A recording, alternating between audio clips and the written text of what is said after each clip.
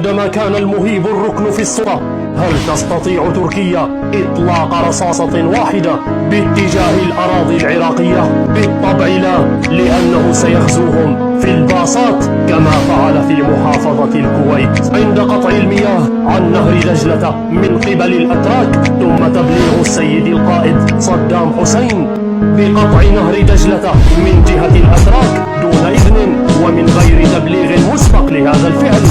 ولم يوافقوا على بعض الرسائل التي أرسلها لهم وزير الخارجية طارق عزيز.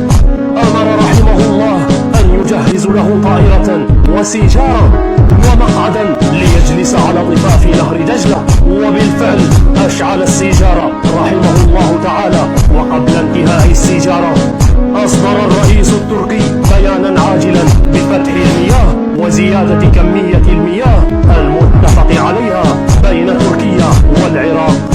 وقبل انتهاء السيجارة من يد السيد القائد تبسم وقال: على تركيا أن تحسن سلوكها، وهذه المرة أشعلت سيجارة، أما في المرة القادمة سوف أشعل أنقرة قبل الانتهاء من السيجارة.